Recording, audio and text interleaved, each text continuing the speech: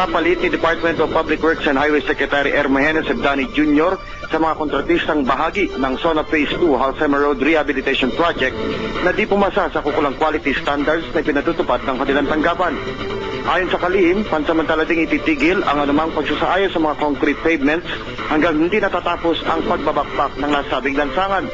Sinabi ng kalihim sa kanyang isinagawang surprise visit na kanilang nakita na di gaano maganda ang uri ng mga aggregates sa ginamit sa pagsasagawa ng Phase 2 area ng Halsema Road o ang Mount Data to Bontoc section na umabot sa 50.5 kilometers at nagkakahalaga ng mahigit sa 1 bilyong piso.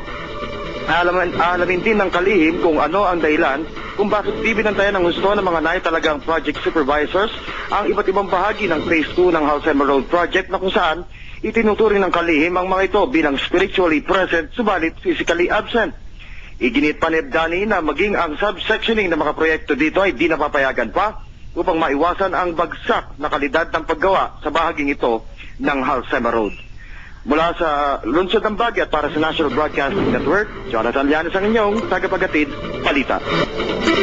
Dahil sa nakikitang downward trend sa larangan ng agrikultura, binabuti ng University of Northern Philippines na magkaroon pa ng campus extension na tututok sa pag-aaral at pagsasaliksik upang umangat ang sektor na ito. Matatagpuan sa Barangay Kimarayan, Bayan ng Santo Domingo, ang 7 hektaryang lupaing ito na inilaan sa UNP bilang tulong ng mga grupo ng mga landowners at ni former 1st District Representative sa Lacnib, Baterina. Makikita dito ang mga model farms, taniman ng mga indigenous root crops tulad ng yakon at meron ding palaisdaan. Ipapatayo din ang isang training and research center kung saan susubukang tuklasin ang solusyon sa kakulangan ng micronutrient na zinc sa lupain at sa sobrang pagkakalaso ng lupa, sanhi ng mga kemikal at inorganikong pataba. Nakita ko kasi na kailangan mga magsasaka ang tulong namin. So dito maraming eksperimento na gagawin para sa ganon, gagayahin nila balang araw sana nga mapaganda rin ang kabuhayan nila, no? Yung downward na sinasabi nila, simply because there's no research, simply because bumababa yung yield. Pero with the UNP here, the yield will come out, will be raised. Laking tuwa naman ang mga residente dito dahil batid nilang silang unang-unang mabebenipisyuhan sa mga produkto ng pagsasaliksik sa kanilang lugar. So ay malaking tulong sa amin. Kasi parang bigyan din kami ng magandang kinabukasan ng mga aking mga kabarangay. Para sa National Broadcasting Network, Mike Escobar ang inyong tagapagbalita. Bumaba na ang bilang ng mga colored vehicles sa lungsod ng Baguio. Ito ang kinumpirma ni Department of Transportation and Communications Cordillera Regional Director Federico Mandapat Jr. Ayon kay Mandapat, ito'y bunga ng kanilang isinagawang pagsusuri sa lahat ng mga naipalabas na mga prangkisang hinihinalang iligal na naipamahagi. At upang mapalawig pa ang kanilang operasyon kontra sa mga iligal na colored vehicles, magsasagawa sila ng kaukulang surveillance at apprehension operations laban sa mga ito. Kaugnay nito, umaabot ng mahigit sa 1,000 mga taxi units ang nakumpirma ng DOTC Cordillera na iligal na nakakuha ng mga prangkisa. At bagamat kulang sa bilang ng mga tauhan ng kanilang tanggapan, ipinangako ni Mandapat na kanilang lilinisin ang kanilang talaan ng mga iligal na naipalabas ng mga prangkisa. Mula sa Luzon ng Baguio at para sa National Broadcasting Network, Jonathan Llanes ang inyong tagapagatid balita. Mapangalawa ang lalawigan ng Compostela Valley sa mga lugar sa bansa na isinasailalim ngayon sa mahigpit na pagbabantay at seguridad. Ayon kay Colonel Benito de Leon, Chief of Staff ng 101st Army Division, ipinagutos ng pamumunuan ng AFP ang pagpapatupad ng mas malawak at intensibong seguridad sa lalawigan kasabay ng lumalalang kaso ng pangingikil. Nais niyang mabigyan ng proteksyon ng pamahalaan ang milyon-milyong halaga ng investment sa lalawigan. Kabilang na rito ang mga minahan sa Mount Diwalwal, agricultural plantation at ilang communication at tower facilities. Nitong mga nakaraang buwan, ilang kumpanya na rin ang humingi ng tulong sa gobyerno matapos makatanggap ng expulsion letters mula sa mga rebelde sa halagang 1 milyon hanggang 2 milyong piso. Ayaw namang pangalan ng militar ang mga kumpanyang biktima ng expulsion. Ngunit matatandaan na ilang heavy equipment na rin ang sinunog sa lugar dahil sa di umano nagbigay ng pera ang mga kumpanyang ito. Nauna na rin inamin ng Mines and Geosciences Bureau ng Davao Region na apektado na ang operasyon ng mining sa Mount Diwalwal dahil sa ginagawang gatasan umano ng mga rebelding grupo ang ilang mining companies doon.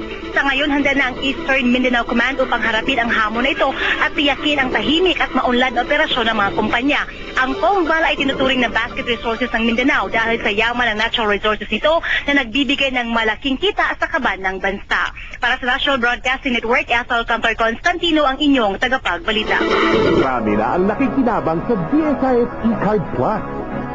As far as I'm concerned, it is 101% appreciated by people who really wants to have a faster transaction.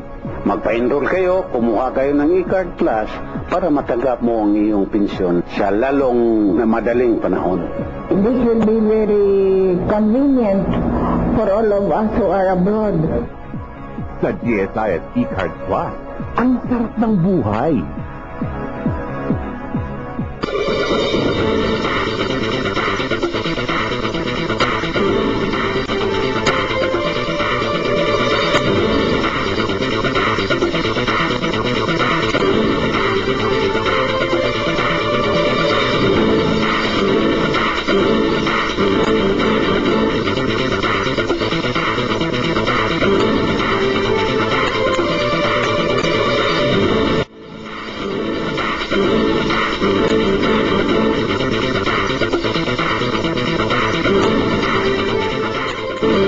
Personally, I bought the Customs Chief Napoleon Morales, Deputy Commissioner Celso Templo at ESS Chief Nestorio Gualberto ang letter of authority ng Customs Bureau sa may-ari ng Asian Loose Traders Development Company sa San Rafael Village, Balut, Tondo, Manila para masamsam ng adwana ang mga Chinese medicines na may estimated street value na 2 bilyong piso.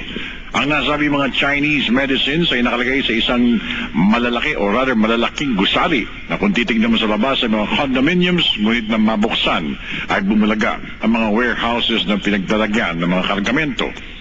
A warrant of seizure and detention ay pinatupad matapos na hindi makapagpakita ng karampatang Bureau of Food and Drug Permits, product registrations at mga resibo ang isang nangangalang Michael Yang o Mike. Ayon kay Morales, nagpas na ang taning na binigay ng grupo ni na Senator Ramon Revilla sa may-ari na unang ni-raid ang mga warehouses sa nataguan ng gamot galing sa bansang China. 4 na warehouses sa Malaya Street ng Village sa Tondo ang pinuntahan ng grupo ni Morales na lahat halos ay walang maipakita mga documents. Ayon kay Deputy Commissioner Celso Templo, agad rin lang aalamin ang siyempang mga Chinese firms o kumpanya sa Tondo at Binondo, Manila na hinihinalang bentahan at bagsakan rin ng mga Chinese medicines at mga enhancers na walang karampatang BFAD o BFAD at customs requirements. Mula sa Manila, para sa National Broadcasting Network, ako naman si Noel Perfecto, ang inyong tagapagbalita. Ang Teledyaryo ay inihatid sa inyo ng PAGCOR. Serbisyo muna.